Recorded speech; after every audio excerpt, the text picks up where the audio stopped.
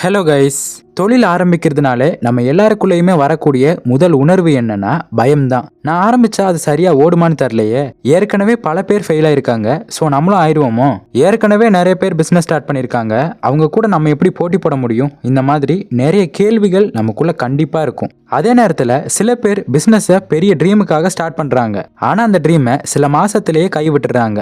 இதுக்கான காரணம் பெருசா ஒண்ணுமே இருக்காது, ஒரு சில சின்ன ஐடியாஸையும் ஒரு சில சின்ன ஸ்ட்ராட்டஜிஸையும் அவங்க ஃபாலோ பண்ணாம இருந்திருப்பாங்க. இதனாலேயே பெரிய அளவுல கொண்டு போகக்கூடிய அந்த பிசினஸை ஸ்டார்டிங்லேயே கைவிட்டிருப்பாங்க. ஸோ இதுக்காகத்தான் இந்த வீடியோவில் உங்களோட பிஸ்னஸை சஸ்டைனபிளா ஸ்டெடியா வளர்க்கறதுக்கான 7 ரகசியமான டிப்ஸை தான் பார்க்க போறோம். நீங்க ஒரு ஸ்டார்ட் அப் ஃபவுண்டரா இருக்கலாம், இல்ல ஹோம் பேஸ்டா பிசினஸ் பண்றவங்களா இருக்கலாம், இல்ல நீங்க பார்ட் டைமா ஆன்லைன்ல ஏதாவது ஜாப் பண்ணிக்கிட்டு இருக்கலாம். இந்த மாதிரி எதுவா இருந்தாலும் சரி, இந்த வீடியோ நீங்க பார்த்து முடிக்கும் போது உங்களுக்கான ஒரு கிளியரான டைரக்ஷனுங்கிறது நிச்சயமா கிடைக்கும். சின்ன சின்ன தப்புகளை தவிர்த்து பெரிய அளவுல முன்னோக்கி போறதுக்கான 7 அடிப்படையான விஷயங்களை தான் இன்னைக்கு இந்த வீடியோல நீங்க பார்க்க போறீங்க. கடைசியா ஒரு முக்கியமான விஷயத்தையுமே ஷேர் பண்ண போறேன். அதை ட்ரை பண்ணீங்கன்னா நிச்சயமா உங்களோட growthங்கிறது பல மடங்கு அதிகரிக்கும். ஸோ இப்போதான் நீங்க நம்ம சேனலுக்கு புதுசா வந்திருக்கீங்க அப்படின்னா இந்த வீடியோக்கு லைக் பண்ணிட்டு நம்ம சேனலை சப்ஸ்கிரைப் பண்ணிட்டு பக்கத்துல உள்ள பெல் ஐக்கானை கிளிக் பண்ணிக்கோங்க.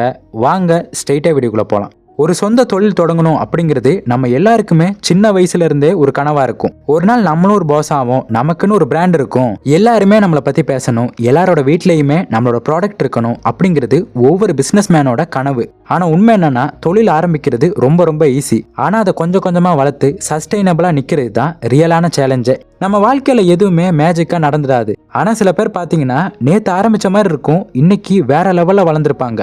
இதுக்கான சீக்ரெட் என்ன தெரியுமா? அது ஹார்ட் ஒர்க் மட்டுமே கிடையாது, ஸ்மார்ட்டான ஸ்ட்ராட்டஜி, ரைட்டான பிளானிங், ரைட்டான லேர்னிங், ரைட்டான டைமிங், இது எல்லாமே சேர்ந்து அமைஞ்சனால தான் அவங்களோட growthங்கிறது இன்னும் கொஞ்சம் ஈஸியா இருந்திருக்கும். இப்போ இந்த 7 டிப்ஸை நீங்க பாக்குறதுக்கு முன்னாடி இது வரைக்கும் உங்க வாழ்க்கையில நீங்க கத்துக்கிட்ட விஷயங்கள் மூலமா உங்களுக்காக ஒரு நம்பிக்கை உருவாயிருக்கும். அந்த எல்லா நம்பிக்கைகளையும் கொஞ்ச நேரத்துக்கு ஒரு ஓரமா வச்சிருங்க. இப்போ நான் சொல்ல போற விஷயங்களை அப்படியே நீங்க அப்சர்வ் பண்ணுங்க.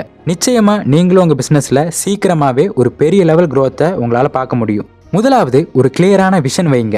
சொந்த பிசினஸ் ஆரம்பிக்கிறதுக்கு முன்னாடி நம்ம எல்லாருக்குமே ஒரு எக்ஸைட்மெண்டோட இருந்திருப்போம். இதுதான் நம்ம ஃபியூச்சர், இதுதான் நம்ம ஐடியா, இதுதான் நம்ம லைஃபையே மாற்ற போகுது அப்படிங்கிற ஒரு எக்ஸைட்மெண்டோட இருந்திருப்போம். ஆனா அந்த எக்ஸைட்மெண்ட்டுங்கிறது ஒவ்வொரு நாளும் கம்மியாகிட்டே இருக்கும். ஸோ ஒவ்வொரு நாளுமே இந்த எக்ஸைட்மெண்ட்டோட நம்ம இருக்கணும்னா அதுக்கு நமக்கு தேவைப்படுற ஒரு விஷயம் தான் கிளியரான விஷன். நீங்க ஒரு 5 வருஷத்துக்கு அப்புறம் உங்களோட பிசினஸ் எப்படி பார்க்க போறீங்க, எந்த மாதிரியான கஸ்டமர்ஸ் உங்களோட ப்ராடக்ட்டை யூஸ் பண்ணணும், உங்க பிராண்டோட வேல்யூ எந்த அளவுக்கு இருக்கணும், இதுதான் கிளியரான விஷன் சொல்லுவாங்க. விஷன் இல்லாம ஒரு பிசினஸ் ஆரம்பிச்சீங்கன்னா அது ஒரு டூப்ளிகேட்டான ஷாப் மாதிரி தான் நடக்கும். ஒரே மாதிரி தான் மற்றவங்களை பார்த்து காப்பி பண்ணிக்கிட்டு அவங்க என்ன பண்றாங்களோ அதை தான் நம்மளும் பண்ணிக்கிட்டு இருப்போம். ஸோ நமக்காகவே ஒரு ஸ்டைல், ஃப்ளேவர், யூனிக்னஸ் இருக்கணும். அதுதான் நமக்கான ஒரு growth-ஐ கொடுக்கும், சஸ்டைனபிலிட்டியை கொடுக்கும். நீங்க காலையில எழுந்த உடனே உங்க ட்ரீமுக்கான ஒரு கிளியர் இமேஜினேஷன் உங்களால கொடுக்க முடியலன்னா உங்க பிசினஸை பெரிய அளவுல க்ரோ பண்ண முடியாது. விஷனுங்கிறது ஜஸ்ட் மணி மேக் பண்றதுல மட்டும் இல்ல, மற்றவங்க லைஃப்ல ஒரு இம்பாக்டை கொடுக்கணும். லைஃப் ஸ்டைல், கஸ்டமர் எக்ஸ்பீரியன்ஸ், இது எல்லாமே சேர்ந்து தான் இருக்கணும். ஒரு நல்ல விஷன் இருக்கும்போது அது ஒவ்வொரு ஸ்டெப்பை நம்ம ரீச் பண்ணும்போது அது மீனிங்ஃபுல்லா இருக்கும். ஃபெயிலியர் வந்தாலுமே நம்ம ட்ரிஃப்ட் ஆகாம டைரக்ஷனுக்கு திரும்புறதுக்கு ஈஸியா இருக்கும். ஃபார் எக்ஸாம்பிள், ஒரு நல்ல மேப் இல்லாம நீங்க ரோட்ல ட்ரிப் போனீங்கன்னா அது எப்படி இருக்கும்னு நினைச்சு பாருங்க. ஸோ அந்த மேப் தான் விஷன். அடுத்த 5 வருஷத்துக்கு அப்புறம் உங்க பிசினஸ் எப்படி இருக்கணும், அதுக்கான ஆன்சர் கிடைக்கிற வரைக்கும் நீங்க திங்க் பண்ணிக்கிட்டே இருங்க. நிச்சயமா உங்களுக்கு ஒரு ஐடியா கிடைக்கும். அந்த ஐடியா தான் உங்க growth-க்கான ஆரம்ப புள்ளி. அடுத்ததா நம்பர் 2, உங்க கஸ்டமர் கிட்டயே கேளுங்க, இந்த மார்க்கெட்டை பத்தி புரிஞ்சுக்கங்க. ஒரு பிசினஸ் ஆரம்பிக்கிறப்ப நம்ம என்ன பண்ணுவோம் தெரியுமா? எனக்கு இந்த ப்ராடக்ட் பிடிச்சிருக்கு, நிச்சயமா இது சக்சஸ் ஆகும் அப்படின்னு நினைச்சு நம்ம டேஸ்ட் பேஸ் பண்ணி நம்ம அதை ஃபிக்ஸ் பண்ணுவோம். ஆனா நம்ம கிரியேட் பண்ற ப்ராடக்ட்ங்கிறது யாருக்காக? கஸ்டமருக்காக தானே.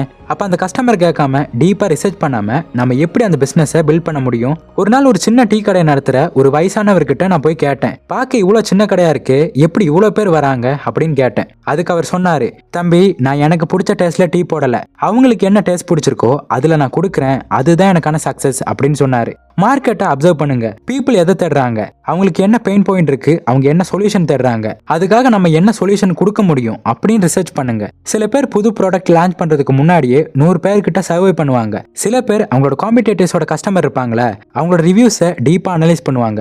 இதுதான் உண்மையிலேயே மார்க்கெட்டுக்கான அண்டர்ஸ்டாண்டிங். நம்ம ஐடியா நல்லதா இல்லையாங்கிறத நம்ம மனசு சொல்லணும்னு இல்லை, கஸ்டமர் சொல்லணும். ஸோ உங்க கஸ்டமர் யாரு, அவங்க எதிர்பார்ப்பு என்ன, இதை மட்டும் நீங்க டெய்லி கேட்க ஆரம்பிச்சீங்கன்னா மார்க்கெட்டை நீங்க ஃபீல் பண்ண மாட்டீங்க, நீங்களே market ஆயிருவீங்க.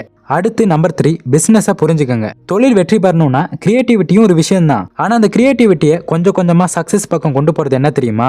Numbers, revenue, profit, loss, cost, margin, ROI. இது எல்லாமே பாத்தீங்கன்னா ஒரு பிசினஸுக்கு பல்ஸ் மாதிரி. நம்ம பாடியில ஹார்ட் பீட்டை எப்படி மானிட்டர் பண்ணுவோம், அதே மாதிரி தான் பிசினஸ்ல நம்பர்ஸை மானிட்டர் பண்ணணும். அதுதான் பிசினஸ் நம்ம கையில இருக்குதா இல்லையா அப்படிங்கிறதுக்கான உண்மையான கணக்கு காமிக்கும். பொதுவாகவே ஸ்மால் பிசினஸ் ஓனர்ஸ் என்ன பண்ணுவாங்கன்னா, சந்தையில என்ன நல்லா போகுதோ அதை ஒவ்வொரு நாளுமே நல்லா செல் பண்ணுவாங்க. ஆனா ஒவ்வொரு நாளும் அதுக்கான சரியான கணக்குங்கிறத பார்க்கவே மாட்டாங்க.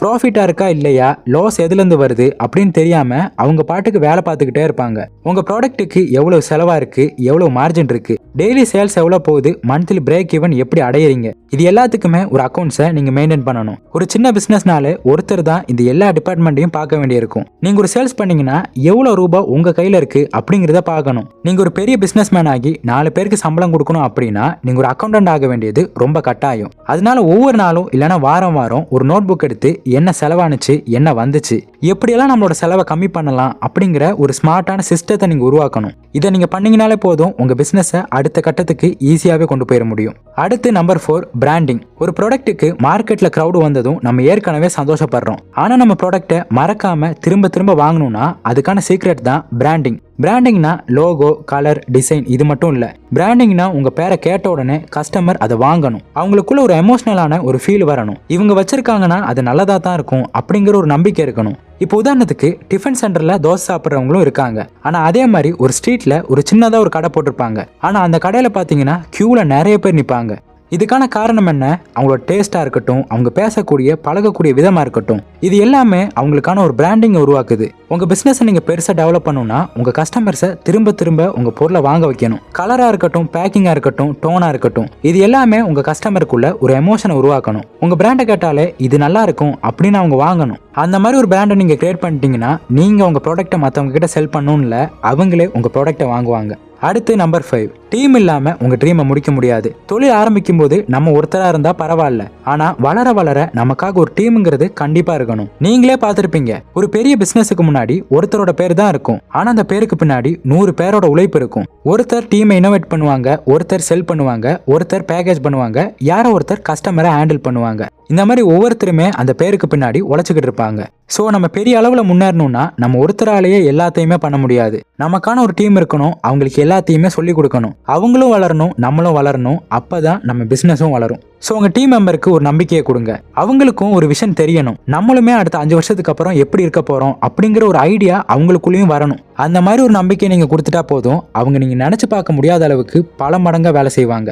அடுத்து நம்பர் 6, ஒரு ஐடியாவை ட்ரை பண்றீங்க, அது ஒர்க் ஆகல அப்படின்னா அதை அப்படியே விட்டுறணும் அப்படின்னு அர்த்தம் இல்லை. நீங்க ஒரு விஷயத்துல ஃபெயில் ஆறீங்கன்னா அந்த பிசினஸ்ல இருந்து நீங்க கத்துக்கிறதுக்கான நிறைய வாய்ப்பை கொடுக்கும். ஒரு தப்பு நடந்துருச்சுன்னா பரவாயில்ல, அதை நெக்ஸ்ட் டைம் நீங்க இன்னும் பெட்டரா பண்ணணும். அப்படி காமா அதை நீங்க அனலைஸ் பண்ணும்போது தான் அதுல இருந்து ஒரு ஐடியாங்கிறது உங்களுக்கு கிடைக்கும். இப்போ எலான் மஸ்கே நம்ம எடுத்துக்கலாம். டெஸ்லா, ஸ்பேஸ்எக்ஸ் இந்த மாதிரி பெரிய நிறுவனத்தை கொண்டு வரதுக்கு முன்னாடி அவர் ஏகப்பட்ட ஃபெயிலியர்ஸை தாண்டி தான் வந்திருக்காரு. அவரோட ராக்கெட் லான்ச் ஃபெயிலியர்ல லிட்டரலி அவரோட பேங்க் கரப்ட் ஆகிற சிச்சுவேஷனுக்கு அவர் வந்தாரு. ஆனா அந்த ஃபெயிலியரை அவர் எமோஷனலா ட்ரீட் பண்ணல, சயின்டிஃபிக்கா ட்ரீட் பண்ணாரு. அது ஒரு ஃபீட்பேக்கா எடுத்தாரு.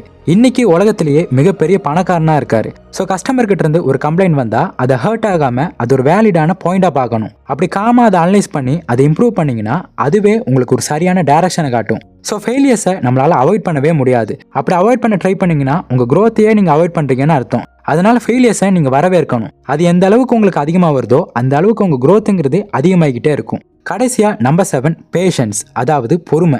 யாரும் ஒரு நாள்ல மகாபாரதத்தை எழுதல. அதே மாதிரி தான் ஒருத்தரோட வாழ்க்கை மாறணும்னா அதுக்கான பொறுமைங்கிறது நிச்சயமா இருக்கணும். பிசினஸ்ல சக்சஸ் கிடைக்கிறதுங்கிறது அது ஒன்றும் குக்கிங் ப்ராசஸ் கிடையாது. இன்ஸ்டன்டா கிடைக்கிறதுக்கு உடனே ப்ராஃபிட் கிடைக்கணும், நிறைய கஸ்டமர்ஸ் வரணும் அப்படின்னா லாங் டேர்ம்ல உங்களுக்கு growth கிடைக்காது. முதல் நாள்ல ப்ராஃபிட் வராம இருக்கலாம், கஸ்டமர் உங்களை நம்பாம இருக்கலாம், ஈவன் உங்க ஃபேமிலியே இதெல்லாம் ஒரு வேலையா அப்படின்னு கூட கேட்கலாம். ஆனா ஒவ்வொரு நாளுமே நீங்க 1% grow ஆனீங்கன்னா போதும், 365 நாள்ல 36 மடங்கு நீங்க grow ஆயிருப்பீங்க. ஸோ நம்ம பேஷன்ஸ், கன்சிஸ்டன்சி, விஷன் இதெல்லாம் சேரும்போது தான் நம்ம வெற்றிக்கான பவருங்கிறது நம்ம கையில உருவாகும். ஒரு நாள்ல ரிசல்ட் வரலன்னு நம்ம ஸ்ட்ராட்டஜியை மாத்திரக்கூடாது. நம்பிக்கையோட இருக்கணும், நம்ம சிஸ்டத்தை கெட்டியா பிடிச்சிருக்கணும். ஒவ்வொரு நாளுமே நம்மளை நாமளே மோட்டிவேட் பண்ணணும். சின்ன சின்ன வெற்றியுமே செலிப்ரேட் பண்ணுங்க, அப்ரிசியேஷன் கொடுங்க. ஒவ்வொரு நாள் இதை ஃபாலோ பண்ணுங்க, உலகமே ஒரு நாள் உங்களை திரும்பி பார்க்கும். ஸோ நம்ம போகக்கூடிய பாதையில் நிறைய தடைகள் இருக்கும், நிறைய ஃபெயிலியர்ஸ் இருக்கும். ஆனால் அந்த 7 டிப்ஸையுமே நீங்கள் ஃபாலோ பண்ணி ஒரு கன்சிஸ்டண்டான மைண்ட் செட் இருந்துச்சுன்னா உங்கள் ட்ரீமுங்கிறது ரியாலிட்டியாக மாறும். நீங்க போகக்கூடிய பாதையில என்ன வந்தாலுமே பரவாயில்ல, அதை கடந்து போங்க. அந்த பாதையை உங்களுக்கு ஏத்த மாதிரி உருவாக்குங்க. நிச்சயமா நீங்க நினைச்ச மாதிரியே உங்க ட்ரீம்ங்கிறது ரியாலிட்டியா மாறும். ஸோ இந்த வீடியோ உங்களுக்கு யூஸ்ஃபுல்லாக இருந்திருக்கும் நம்புறேன். அப்படி யூஸ்ஃபுல்லாக இருந்தால் இந்த வீடியோக்கு லைக் பண்ணுங்க, உங்க ஃப்ரெண்ட்ஸ் அண்ட் ஃபேமிலி மெம்பர்ஸுக்கு ஷேர் பண்ணுங்க. அப்புறம் மறக்காம நம்ம சேனலை சப்ஸ்கிரைப் பண்ணிட்டு பக்கத்தில் உள்ள பெல் ஐக்கானை கிளிக் பண்ணிக்கோங்க. இன்னொரு இதே மாதிரியான ஒரு யூஸ்ஃபுல்லான இன்ஃபர்மேஷனோட உங்களை வந்து பார்க்குறேன். தேங்க்ஸ் ஃபார் வாட்சிங்.